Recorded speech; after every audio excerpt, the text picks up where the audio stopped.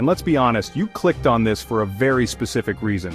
You, like us, have a morbid curiosity about what would happen if the US and China got into a fight. I'm not talking about a trade war or one of those passive-aggressive diplomatic spats. No, we're talking full-on Michael Bay-esque military showdown. Now before you start digging a bunker in your backyard, it's important to understand the nuances of military might. It's not just about who has the most explosives, it's about strategy, technology, and frankly, a whole lot of other things that are way too complicated for my tiny brain to fully grasp. That's why over the next few minutes we'll break down the key aspects of both China and the US's military capabilities, from the size of their armies to the sheer technological terror they've cooked up in their labs. And just to be clear, we're not endorsing violence here. This is purely for educational purposes, and maybe a little bit of that morbid curiosity I mentioned earlier. First up, let's talk about boots on the ground. China, with its population of over 1.4 billion people, naturally boasts the largest standing army in the world. We're talking about 2 million active personnel. To put that in perspective, that's roughly the entire population of Houston, Texas, but instead of going to rodeos and eating barbecue, they're, highly trained in the art of warfare. The US, on the other hand, while having a significantly smaller population, still maintains a formidable active force of around 1.4 million. Now, before you jump to any conclusions based purely on numbers, remember, this isn't a game of Risk where you just throw more plastic soldiers at the problem and hope for the best. Quality over quantity, right? Well, the US military prides itself on its technological superiority and the extensive training of its soldiers. We're talking top-of-the-line equipment, rigorous training simulations, and enough acronyms to make your head spin faster than a centrifuge.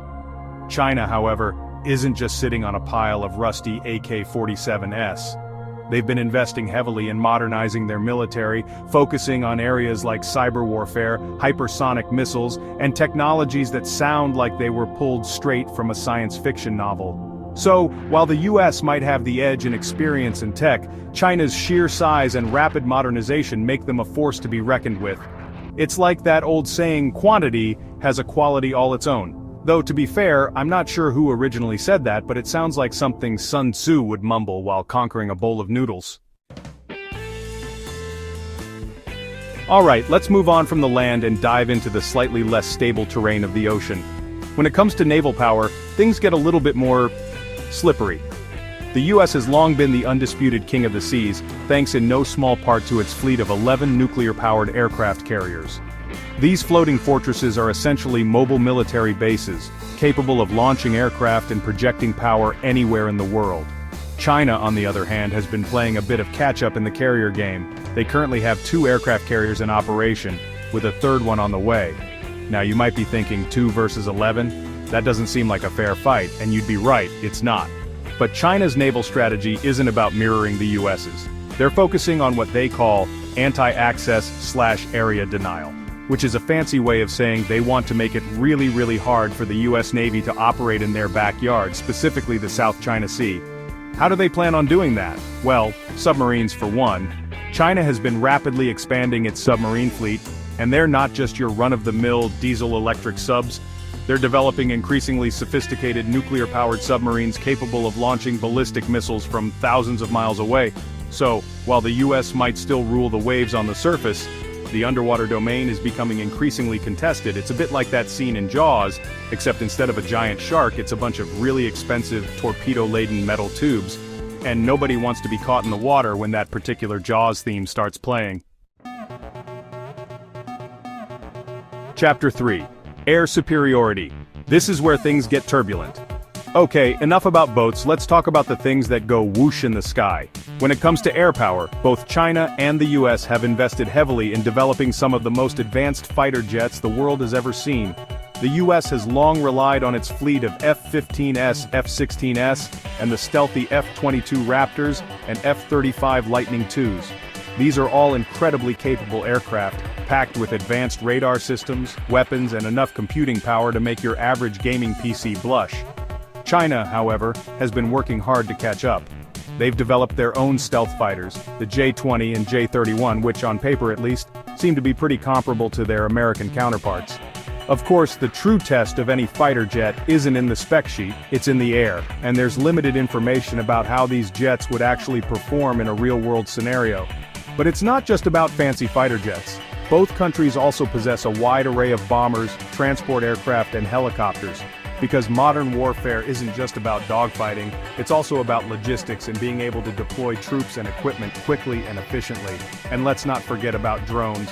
Both China and the US have been investing heavily in unmanned aerial vehicles, and for good reason. Drones are relatively cheap, expendable, and can be used for a wide range of missions from reconnaissance to, well, you know, the skies are getting crowded is what I'm saying, and it's not with friendly paper airplanes. Chapter 4. Tech Talk Lasers, Hypersonics, and the Weaponization of Weight. What?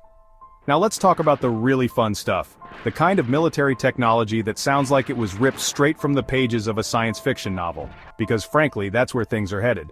Both China and the US are pouring billions, if not trillions of dollars into developing next-generation weapon systems that sound like they belong in a Tom Clancy novel. Let's start with hypersonic missiles, shall we? These bad boys can travel at speeds exceeding Mach 5, which is 5 times the speed of sound, making them incredibly difficult to track and intercept. China has been particularly active in this area, testing and deploying a variety of hypersonic missiles designed to target ships and land-based targets. The US is also working on hypersonic weapons, but they're playing a bit of catch-up in this particular arms race. Then there's laser weapons. Remember that scene in Star Wars where the Death Star blows up Alderaan? Well, laser weapons aren't quite at that level of destructive power, yet. But they're getting there. Both China and the US have been developing laser weapons for years, and they're starting to make the transition from science fiction to actual battlefield reality. These weapons can be used to shoot down missiles, drones, and even aircraft, all at the speed of light. And then of course there's cyber warfare. This is the silent battle that's already raging, with both China and the US accusing each other of hacking, espionage, and trying to gain access to sensitive military networks. Cyber warfare is a whole other beast, one that doesn't involve explosions or missiles, but it can be just as devastating, if not more so. Imagine shutting down a country's power grid, financial system, or military communications with a few keystrokes. It's the kind of thing that keeps generals and politicians up at night, and frankly, it should probably keep you up at night too. Chapter 5. Show me the money, the price of military supremacy. Okay, so we've talked about the size of the armies, the ships, the planes, the lasers, the hypersonic, everything.